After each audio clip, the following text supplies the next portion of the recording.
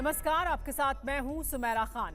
फिक्र आपकी में आपका स्वागत है। भारत से लेकर दुनिया जहान तक की सभी जरूरी खबरें हम आपके लिए लेकर आए हैं। आपने ये शो देख लिया तो समझिए जरूरी खबरों को अच्छे से जान लिया और समझ लिया। तो आइए शुरू करते हैं। आज की खबरों का इंट्रोडक्शन यानी परिचय आपको दे देते हैं। पहली खबर हमास चीफ इस्माइल हानिया के मर्डर की तेहरान फाइल्स है। ईरान और उसके प्रॉक्सी संगठनों को इजराइल पर शक है। इजराइल पर बड़े हमले की आशंका से पश्चिमी एशिया में महायुद्ध का खतरा बढ़ गया है। लेकिन दुश्मनों के खिलाफ सीधा ठोककर ऑपरेशन चलाने वाले इजराइल ने हानिया की हत्या की जिम्मेदारी अब तक नहीं ली है।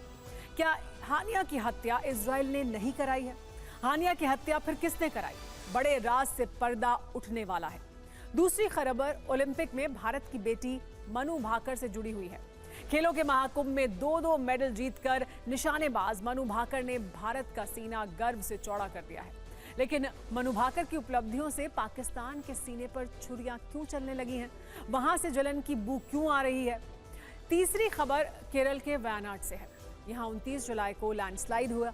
तबाही के सैलाब में अब तक 175 लोगों की मौत की सूचना है। यह आंकड़ा बढ़ भी सकता है। सेना वहां जिंदगी बचाने वाली देवदूत बन गई है। लेकिन वायनाड की घटना पर आज दिल्ली में सियासत कैसे तेज हो गई? क्या ये बात सही है कि केरल को ऐसी आपदा के लिए केंद्र ने 23 जुलाई को ही सचेत कर दिया था?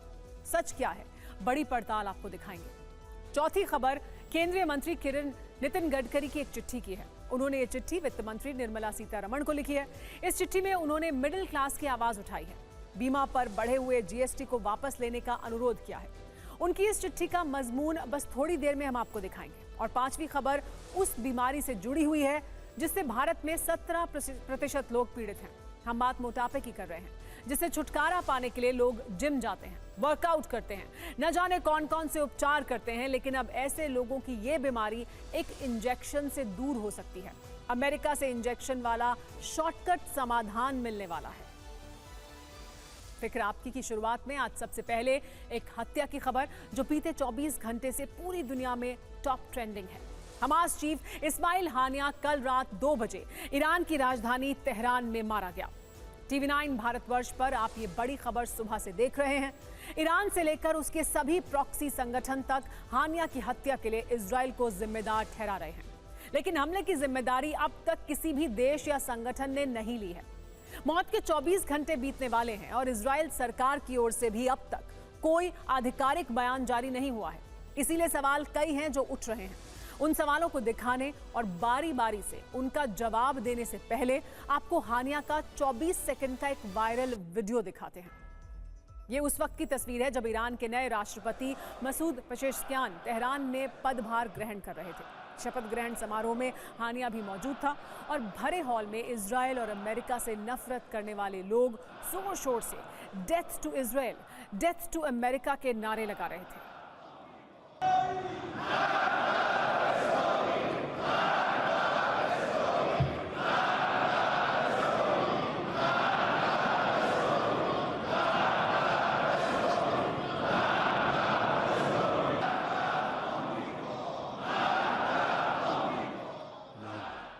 राष्ट्रपति पेजेश्कियान के शपथ ग्रहण समारोह में शामिल होने के लिए हमास चीफ हानिया कतर से तेहरान पहुंचा था।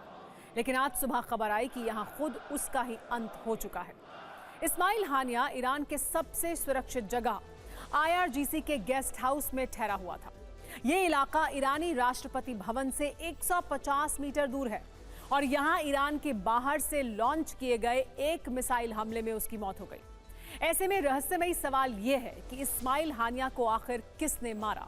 क्या इजराइल ने हानिया की हत्या की और 7 अक्टूबर वाले नरसंहार का बदला ले लिया, या फिर हानिया ईरान की किसी बड़ी साजिश का शिकार हुआ? इसके अलावा इन सवालों को उठाने के पीछे कई ठोस वजहें भी हैं। हर परत खोलने से पहले आपको तेहरान से वायरल इस्माइल हानिया के कुछ और लेटेस्ट वीडियोस भी दिखाते हैं। इस्माइल हानिया ने कल हत्या से पहले ईरान के सुप्रीम कमांडर खामेनेई से मुलाकात की थी। खामेनेई ने हानिया के साथ मीटिंग का ये वीडियो अपने आधिकारिक एक्स हैंडल पर शेयर किया है और शोक जताते हुए इजराइल को अंजाम भुगतने की चेतावनी भी दी है। उनकी धमकी का मजमून कुछ यूं था: इजराइल ने हमारे घर में घुसकर हमारे मेहमान को मारा है, हमें अपमानित करने का काम किया है। लेकिन इजराइल ने अब अपने लिए भी सजा का इंतजाम कर लिया है और हानिया की शहादत का बदला लेना अब ईरान का कर्तव्य है। खामेनेई की इस धमकी के बाद एक और वीडियो तेहरान की ऐतिहासिक जामकरन मस्जिद से वायरल हुआ। यहाँ के गुंबद पर लाल झंडा फहराया गया। इस मस्जिद पर फहराए जाने वाले लाल रंग के झंडे का मतलब असल में जंग के ऐलान का प्रतीक है। ये तब फहराया जाता है जब ईरान अपने दुश्मन से बदला लेने वाला होता है। ऐसा वर्ष 2020 में तब भी दिखा था जब इजरायली इंटेलिजेंस की मदद से अमेरिकी एयर स्ट्राइक में ईरानी कमांडर सुलेमानी की हत्या की गई थी। जानकारों की माने तो ईरान ने सुलेमानी की मौत का बदला इजराइल से 3 साल बाद 7 अक्टूबर 2023 को वाया हमास लिया था। ईरान की जामकरन मस्जिद पर यह लाल झंडा उस वक्त भी फहराया गया था जब इजराइल ने 1 अप्रैल 2024 को सीरिया में ईरानी दूतावास के पास ईरान के टॉप कमांडर मोहम्मद रजा जाहिदी को मिसाइल हमले में मार गिराया था। ईरान ने तब उनकी मौत का बदला 14 अप्रैल को तेल अवीव पर एक साथ 350 मिसाइलें दाग कर लिया था। अब एक बार फिर जामकरन मस्जिद पर हानिया की हत्या के बाद लाल झंडा फहराया गया है। तो देखने वाली बात यह होगी कि ईरान इजराइल से उनकी मौत का बदला किस तरह लेता है, या फिर ईरान हानिया की हत्या के बहाने पश्चिमी एशिया में कोई और गेम खेल रहा है। क्योंकि एक बात जो किसी भी जानकार की समझ में नहीं आ रही है वो ये है कि ईरान के पास सबसे मजबूत बोरहान C2 नाम का एयर डिफेंस सिस्टम है जो 450 किलोमीटर की दूरी तक एक बार में करीब 300 लक्ष्यों को टारगेट कर सकता है, जिसकी तैनाती करके ईरान ने यह दावा किया था कि उसकी हवाई सीमा अभेद्य है।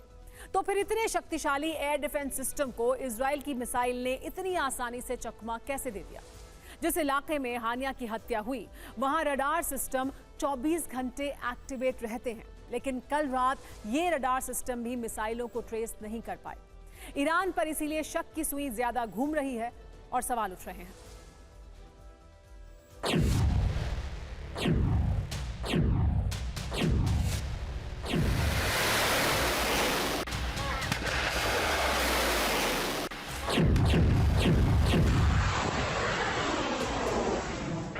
که دیگه تعداد اون نمیدونم چقدر باید باشه. सुना आपने ईरान के सैन्य कमांडर का इजराइल से बदला लेने वाला ये विस्फोटक बयान, जिससे पहली नजर में ये पता चल रहा है دو هستن که دیگه تعداد اون نمیدونم چقدر باید باشه.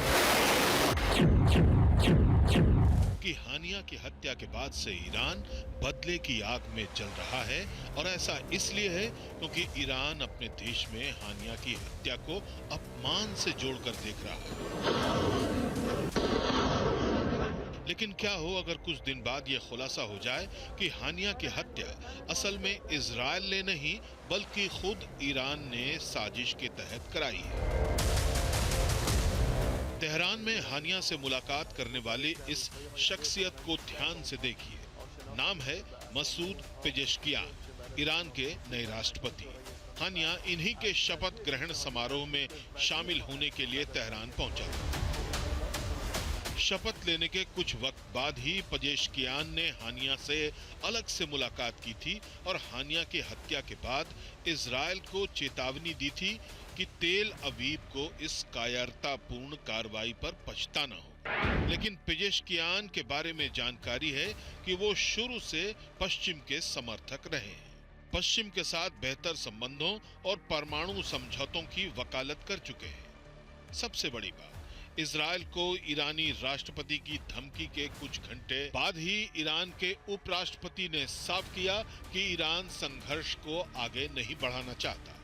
तो बदले की बात करने वाले ईरान में अचानक से दो सुर क्यों सुनाई देने लगे?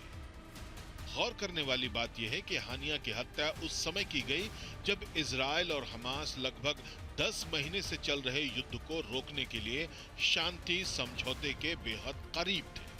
इस शांति वार्ता को सफल बनाने के लिए मिस्र, कतर और अमेरिका महीनों से मशक्कत कर रहे थे और हानिया इजराइल से होने वाले इस संभावित शांति समझौते में प्रमुख कड़ी के जैसा था। तो क्या शांति वार्ता को पटरी से उतारने के लिए ही हानिया का कत्ल करा दिया गया? हानिया की मौत से सबसे ज्यादा फायदा किसे हो सकता है? ये रहस्य खुलने का इंतजार पूरे पश्चिमी एशिया को है।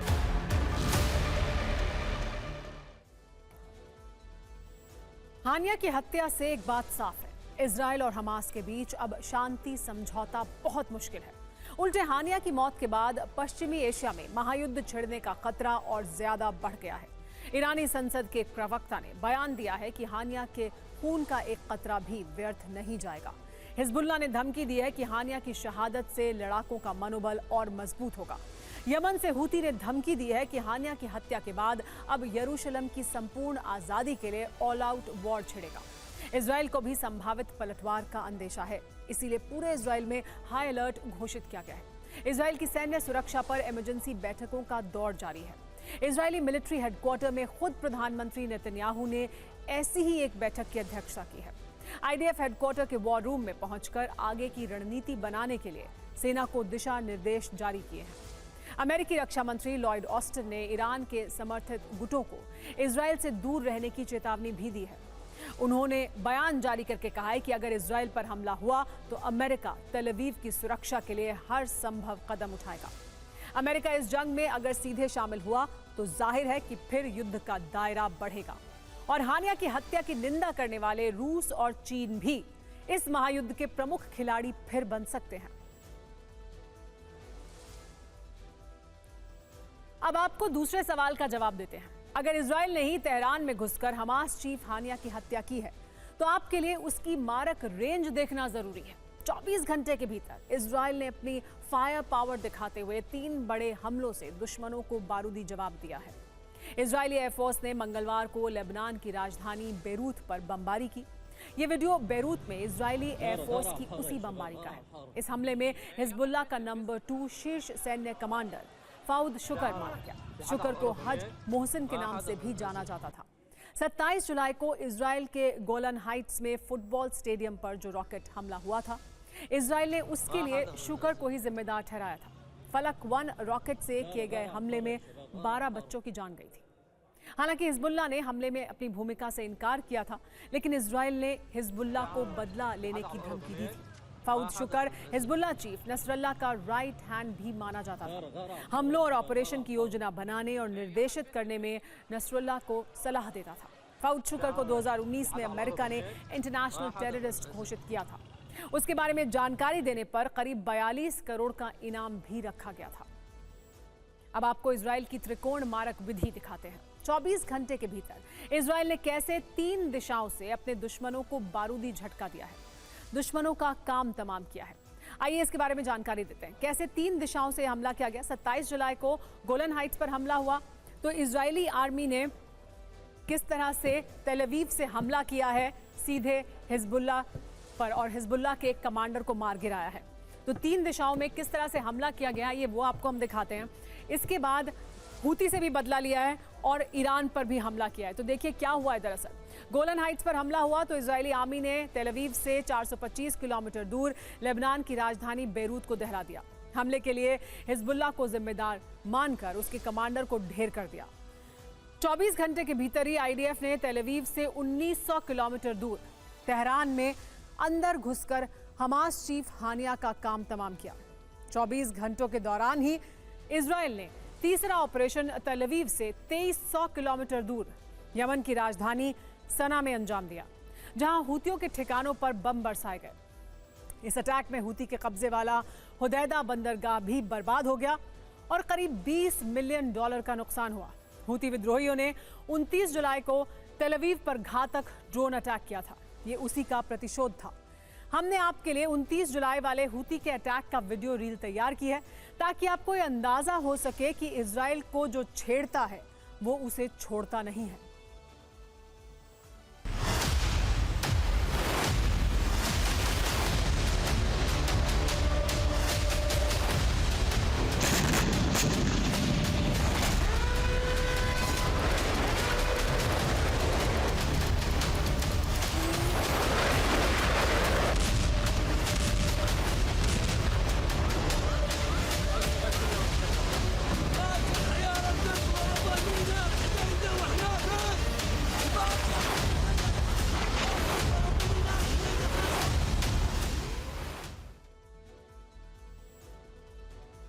इजराइल की दुश्मन को घर में घुसकर मारने वाली रणनीति नई नहीं है, बल्कि उसका इतिहास ऐसे कई ऑपरेशन से भरा हुआ है। 7 अक्टूबर 2023 को हमास के हमले के बाद से ही उसने अपने एक एक दुश्मन को चुन चुनकर ढेर किया है। इसी साल जून के महीने में इजरायली आर्मी ने सीरिया के अलेप्पो शहर पर हमला किया। ईरानी सेना के सलाहकार सैयद अबियार को मार गिराया। इससे पहले अप्रैल 2024 को सीरिया में ईरानी दूतावास के पास इजराइल ने स्ट्राइक की। हमले में ईरान के 2 कमांडर मोहम्मद रजा जाहिदी और मोहम्मद हादी हाजी रहीमी मारे गए। दिसंबर 2023 को सीरिया की राजधानी दमिश्क में ईरान के टॉप कमांडर सैयद राजी मुसावी को भी मार गिराया गया। इससे पहले भी वर्ष 2020 में इजराइल ने तेहरान में ईरानी परमाणु वैज्ञानिक मोहसिन फखरीजादेह को कार पर अटैक कर मार गिराया था। इसके अलावा इजराइल की खुफिया एजेंसी मोसाद का ऑपरेशन रैथ ऑफ गॉड यानी ईश्वर का कोप दुनिया भर में चर्चित है। इस पर कितनी ही फिल्में, वेब सीरीज बन चुकी हैं, डॉक्यूमेंट्री बनाई जा चुकी है। ये ऑपरेशन रैथ ऑफ गॉड क्या था? आज अतीत के पन्नों से ये जानकारी निकालकर हमने आपके लिए एक रिपोर्ट तैयार की है। हानिया की हत्या के संदर्भ में इस ऑपरेशन के बारे में जानना आपके लिए जरूरी है, ताकि आपको ये पता चल सके कि इजराइल अपने दुश्मन को ना भूलता है और ना ही माफ करता है, बल्कि दुश्मन पाताल में भी छिपा हो तो उसे ढूंढकर मार ही देता है।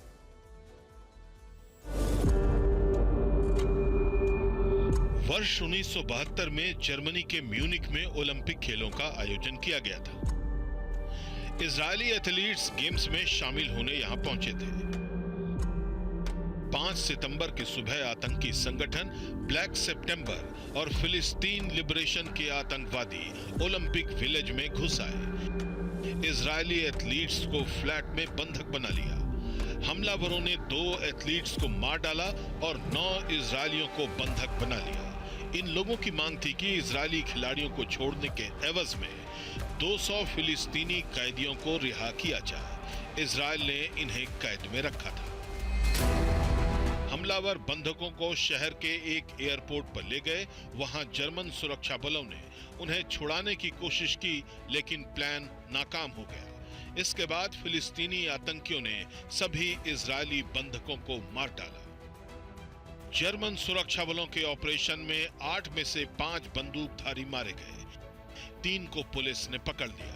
हालांकि बाद में उन्हें तब छोड़ना पड़ा जब फिलिस्तीनी संगठन ने जर्मन एयरलाइंस लुफ्तहांसा के विमान को हाईजैक कर लिया था। इन लोगों की रिहाई के बदले ही विमान को छोड़ा गया। इधर इजरायल प्रतिशोध की आग में जल रहा था।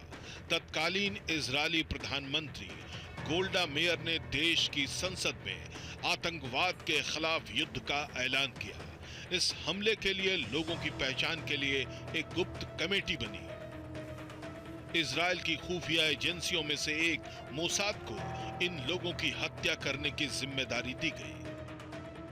रैथ ऑफ गॉड ऑपरेशन चलाकर हमले में शामिल फिलिस्तीनी आतंकियों को पूरे यूरोप और मध्य पूर्व देशों में खोज खोज कर मारा गया। कहा जाता है कि मोसाद के एजेंट आतंकियों को मारने से पहले उन्हें तोहफा भेजते थे, जिसमें लिखा होता था कि हम न भूलते हैं और न ही माफ करते हैं। तेहरान में हानिया की हत्या के साथ एक बार फिर मोसाद का यह ऑपरेशन और सूत्र वाक्य चर्चा में आ गया है। ओलंपिक से आगे बढ़ते हैं और अब बात करते हैं केरल में आई विनाश लीला की। 9 लाख की आबादी वाले वायनाड की चर्चा संसद से सड़क तक है। 254 लोगों की मौत पर लापरवाही के आरोप लग रहे हैं। जिम्मेदारी पर सवाल पूछे जा रहे हैं। हम एक एक करके सारे तथ्य आपके सामने रखेंगे और वायनाड विनाश के विलन के बारे में बताएंगे। पहले आप वायनाड की दर्दनाक स्थिति को बयां करती ये तस्वीरें देखिए।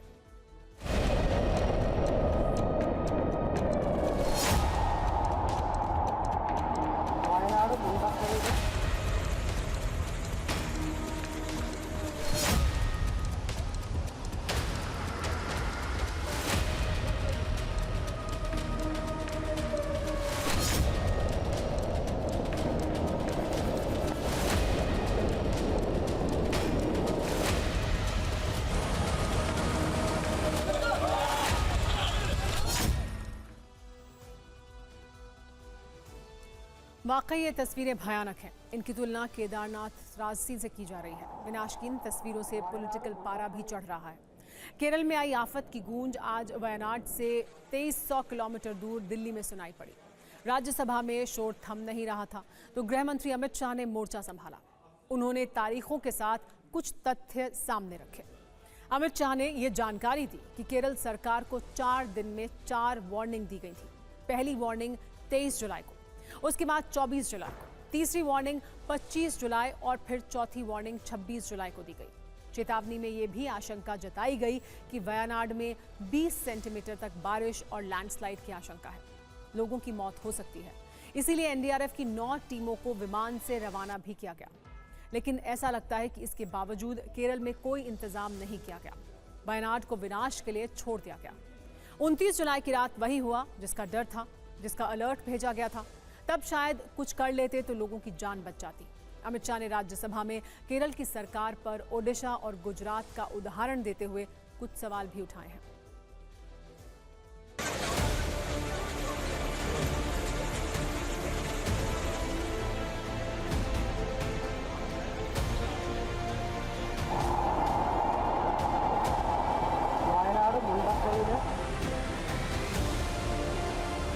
And I'd request the government to help the people of Wayanad in this difficult time.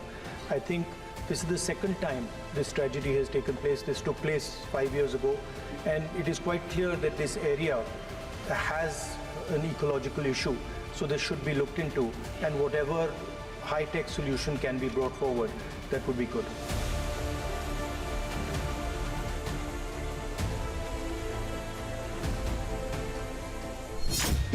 जुलाई को केरल सरकार को अर्ली वार्निंग भारत सरकार की ओर से दी गई थी। 23 जुलाई 7 दिन पहले, फिर 24 को गई, फिर 25 को गई, 26 तारीख को मान्यवर ये कहा गया कि 20 सेंटीमीटर से ज्यादा वर्षा होगी, भारी वर्षा होगी, लैंडस्लाइड होने की संभावना है। 23 तारीख को ही मेरे ही अनुमोदन से 9 एनडीआरएफ की टीमें केरल के लिए रवाना हो गई थी कि वहां लैंडस्लाइड आ सकता है। केरल सरकार ने क्या किया?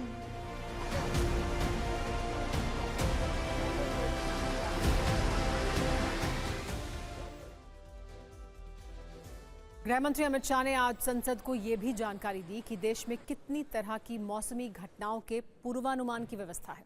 अमित शाह के मुताबिक बारिश, हीट वेव, तूफान, चक्रवात और बिजली गिरने को लेकर अर्ली वार्निंग सिस्टम मौजूद है। वज्रपात यानी बिजली गिरने की सूचना 10 मिनट पहले सीधे कलेक्टर को दी जाती है। अर्ली वार्निंग सिस्टम से यह होता है कि सरकार और प्रशासन समय से पहले सचेत हो जाते हैं। जान माल के नुकसान को लेकर कदम उठा सकते हैं, उसे रोका जा सकता है। अमित शाह ने जो कुछ कहा, जो भी बताया, उससे कुछ सवाल उठने लगे हैं। क्या अलर्ट के बावजूद वायनाड में केरल सरकार ने लापरवाही बरती? जब 7 दिन पहले चेतावनी दी गई तो लोगों को सुरक्षित जगह क्यों नहीं पहुंचाया गया? एनडीआरएफ की टीम की मदद पहले क्यों नहीं ली गई? क्या केरल सरकार लोगों की मौत के लिए जिम्मेदार है? क्या वो इसका इंतजार कर रही थी? क्या वायनाड की तबाही के लिए केरल सरकार ही जिम्मेदार है? ये सवाल केरल सरकार को चुभ सकते हैं, क्योंकि जब बात जिम्मेदारी की आती है तो सिस्टम को सवाल शूल की तरह चुभने लगता है। वैसे अमित शाह के आरोपों के बाद केरल के मुख्यमंत्री पिनरई विजयन ने भी जवाब दिया है। उन्होंने कहा है कि केंद्र सरकार की ओर से भूस्खलन के लिए रेड अलर्ट नहीं दिया गया था। हालांकि अब केरल में केंद्र और राज्य सरकार दोनों की राहत और बचाव टीम एक्टिव है। लोगों को सुरक्षित जगहों पर लाने की पूरी कोशिश की जा रही है। गृह मंत्री अमित शाह कह रहे हैं कि केरल को 7 दिन पहले वार्निंग दी गई। पिनरई विजयन कह रहे हैं कि कोई रेड अलर्ट नहीं मिला। इस टकराव के बीच रेड अलर्ट का मतलब क्या है, आइए ये समझ लेते हैं। रेड अलर्ट यानी मूसलाधार बारिश की संभावना, जिसकी जानकारी मौसम विभाग देता है। रेड अलर्ट में एहतियात के तौर पर इलाके को खाली करवाया जा सकता है। ऐसे में यात्रा करने से बचना होता है और सुरक्षा को प्राथमिकता देनी होती है। मौसम के पूर्वानुमान में रेड अलर्ट को सबसे खतरनाक कैटेगरी माना जाता है। इस कैटेगरी के अलर्ट में 24 घंटे के अंदर 204.5 mm या उससे ज्यादा बारिश की आशंका होती है। इसी वजह से जान माल को भारी नुकसान का खतरा रहता है। भीषण बाढ़ भी आ सकती है और जरूरी सेवाओं के ठप होने की आशंका भी बनी रहती है। लेकिन सवाल यूं ही नहीं उठ रहे। सवाल इसलिए पूछे जा रहे हैं क्योंकि अगर पूर्वानुमान के बाद भी वायनाड में सिर्फ 3 दिन में 254 लोग मौत की नींद सो गए, सिर्फ 3 दिन में 300 से ज्यादा लोग लापता हो गए, सिर्फ 3 दिन में 22,000 की आबादी वाले 4 गांव विलुप्त हो गए, तो ये बात चिंता बढ़ाने वाली है। वायनाड के इन 4 गांवों में जो रात को सोया वो सुबह मलबे में मिला। 50 किलोमीटर दूर तक शव मिले हैं। सोचिए, मॉडर्न तकनीक और डिजिटाइजेशन के दौर में इतनी बड़ी आफत आ गई। वायनाड में आज हर तरफ खिसकती जमीन है, दरकते पहाड़ हैं, खत्म होती जिंदगियां हैं। लेकिन इस तबाही की जिम्मेदारी किसकी है? अब जब हालात आउट ऑफ कंट्रोल हो चुके हैं तो वायनाड में army, air force, NDRF, SDRF, police की अलग अलग टीम राहत कार्य में जुटी है। 1000 से ज्यादा लोगों को सुरक्षित स्थानों तक पहुंचाया जा चुका है। 3000 लोगों को रिहैब सेंटर में भेजा गया है। वायनाड में कई पर्यटक भी फंसे हुए हैं। आज सेना ने 2 रिजॉर्ट से 19 टूरिस्ट को बचाया। ये लोग वायनाड के मुंडक्कई गांव के पास रिजॉर्ट में फंसे हुए थे। सेना के जवानों ने इन्हें रस्सियों के सहारे मानव श्रृंखला बनाकर सुरक्षित स्थान तक पहुंचाया। आपको बताते हैं कि वायनाड में इस वक्त हालात किस तरह के हैं। हादसे के बाद केरल में 2 दिन के राजकीय शोक की घोषणा की जा चुकी है। 12 जिलों के स्कूल और कॉलेज में छुट्टी घोषित कर दी गई है। केरल यूनिवर्सिटी ने सभी परीक्षाएं स्थगित कर दी हैं। नई तारीखों का ऐलान बाद में किया जाएगा। आप सिर्फ 2 मिनट में वायनाड के विनाश की कहानी देखिए।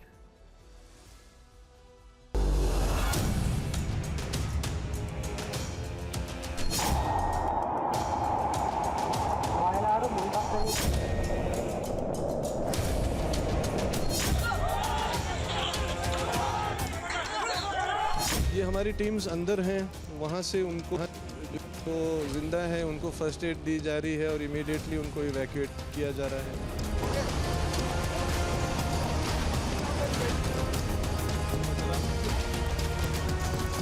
कोशिश ये है कि इस ब्रिज को जल्दी से जल्दी हम दोबारा बना सके ताकि जो इंजीनियर इक्विपमेंट है, जो अर्थ मूविंग इक्विपमेंट है, उसे हम अंदर दाखिल कर पाएँ इस एरिया में।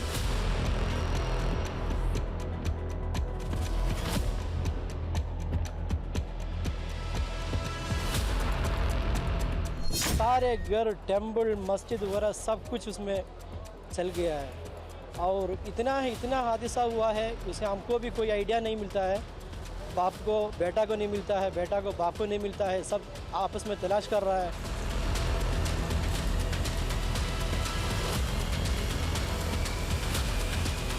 Prime Minister has already assured all help will be given.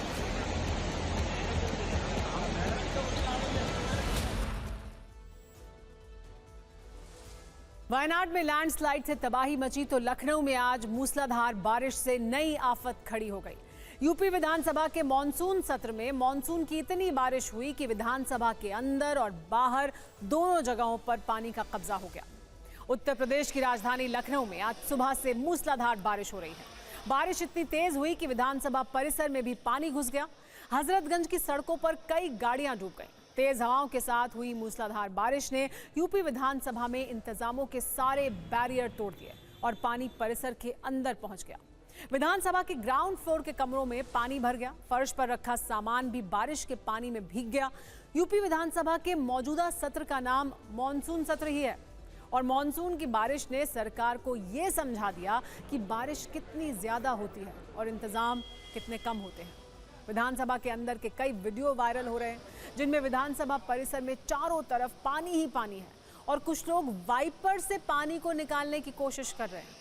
विधानसभा परिसर में कई जगह पर तस्वीरें ऐसी थी कि अगले बजट में गाड़ियों के साथ साथ छोटी छोटी नाव खरीदने के लिए पैसे का आवंटन करने की जरूरत महसूस हो सकती है। वैसे कल यूपी विधानसभा में व्यंग और कटाक्ष की बारिश हो रही थी। आज मूसलाधार बारिश ने विपक्ष को व्यंग का एक और मौका दे दिया। कल विधानसभा के अंदर सीएम योगी के व्यंग का सामना करने वाले शिवपाल यादव ने आज व्यवस्था पर व्यंग किया। सोशल मीडिया पर उन्होंने 2 वीडियो पोस्ट करते हुए लिखा, बजट की सबसे अधिक आवश्यकता उत्तर प्रदेश विधानसभा को है। एक मूसलाधार बारिश में ये हाल है तो बाकी प्रदेश तो भगवान भरोसे ही है।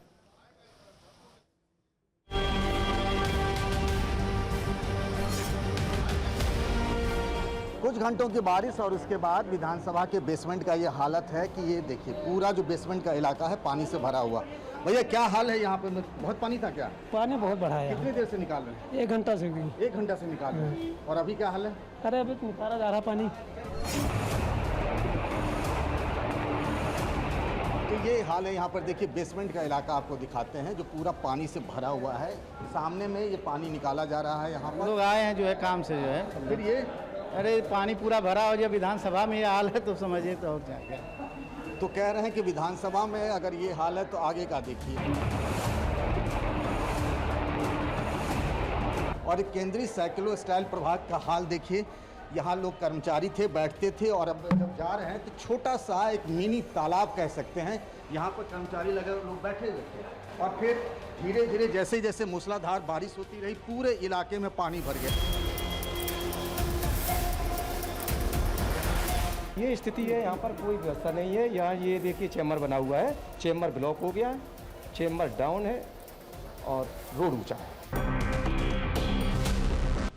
चारों तरफ ये देखिए सुरक्षा कर्मी यहाँ बैठे हुए हैं। और ये लोग क्या, आप लोग फंस गए हैं क्या भैया? नहीं फंसे नहीं है। फिर किस बात का इंतजार हो रहा है? बस पानी ज़्यादा भरा है तो इसलिए बैठ गया हूँ।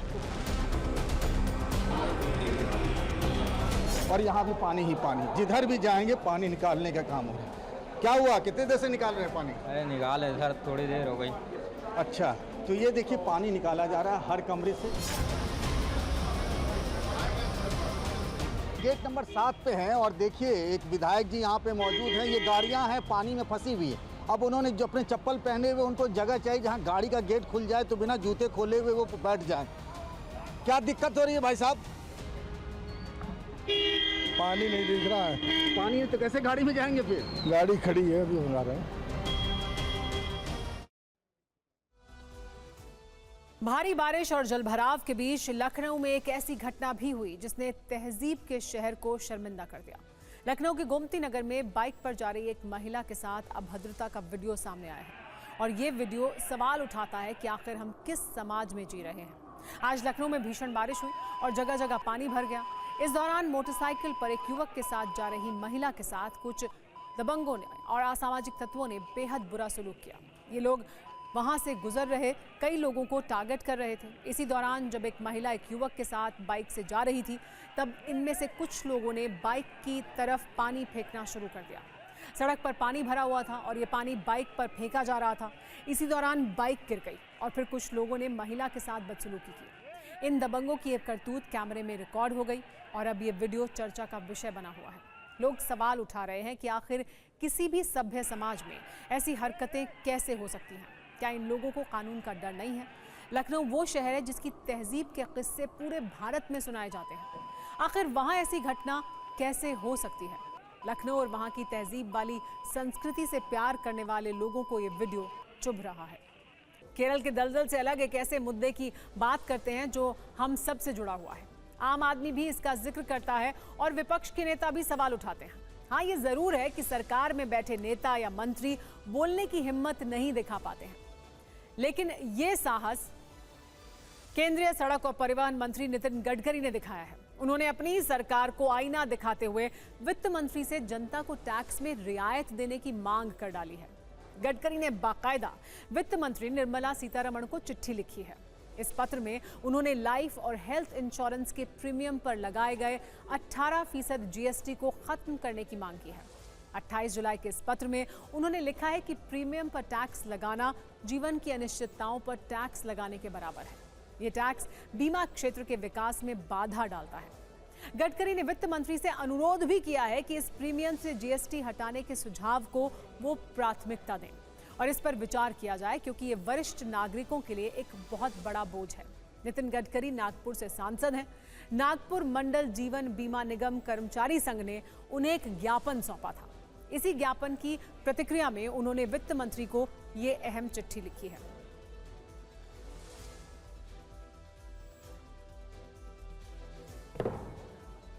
और फिक्र आपकी में अब रफ्तार से देश दुनिया की टॉप 9 खबरें आपको दिखाते हैं। पूजा खेड़कर अब आईएएस ऑफिसर नहीं, यूपीएससी ने रद्द किया सिलेक्शन, भविष्य में यूपीएससी की कोई परीक्षा नहीं दे पाएंगी। दस्तावेजों की जांच के बाद सीएसई 2022 नियमों के उल्लंघन का दोषी पाया गया। उद्धव ठाकरे का पार्टी बैठक में बीजेपी पर बड़ा हमला, कहा महाराष्ट्र में फडणवीस रहेंगे या मैं रहूंगा। पार्टी छोड़ने वालों पर बोले जिसे जाना है वो अभी चला जाए। राजेंद्र नगर में घटनास्थल पर जाकर यूपीएससी अभ्यर्थियों से मिली दिल्ली सरकार में मंत्री आतिशी, बोली घटना की जांच पूरी होते ही हर जिम्मेदार छोटे बड़े अधिकारी पर सख्त कार्रवाई होगी, कोई बख्शा नहीं जाएगा। दिल्ली में भारी बारिश के बाद ओल्ड राजेंद्र नगर में फिर भरा पानी, कोचिंग सेंटर हादसे के बाद भी जस के तस हैं हालात, पानी निकासी की समस्या का नहीं हुआ समाधान। राजेंद्र नगर हादसे के बाद दिल्ली के सभी प्राइवेट और सरकारी स्कूलों के लिए सिक्योरिटी और सेफ्टी गाइडलाइंस जारी की गई। स्कूल के बेसमेंट और एंट्री एग्जिट पॉइंट्स के लिए सख्त निर्देश भी जारी किए गए हैं। केरल के वायनाड में भूस्खलन से मरने वालों का आंकड़ा बढ़ा, अब तक 254 लोगों की मौत की पुष्टि हुई, 300 से ज्यादा लोग लापता, युद्ध स्तर पर राहत और बचाव का काम जारी। वायनाड लैंडस्लाइड पर बीजेपी सांसद तेजस्वी सूर्या का राहुल गांधी पर हमला, बोले केंद्रीय मंत्री जॉर्ज कुरियन 3 दिनों से जमीन पर कर रहे हैं काम, राहुल के पास बहाना, चार्टर्ड प्लेन लैंड कैसे करेगा, अब तक वायनाड क्यों नहीं गए। उत्तराखंड के हल्द्वानी में भीषण बारिश के बाद नाले में बही कार, 2 लोगों ने कूदकर बचाई जान। हरिद्वार में एक ट्रक गंगा की उफनती लहरों में बहा। रुड़की के भारापुर गांव में भारी बारिश से गिरा मकान, 12 लोगों के दबे होने की खबर, गांव में मची चीख पुकार, घर गिरने की आवाज से सहमे ग्रामीण। आज के लिए इतना ही, अपना ख्याल रखिए क्योंकि हमें फिक्र है आपकी। और हां, आगे देखिए, हानिया मर्डर मिस्ट्री, हथियार से सुलझी गुत्थी।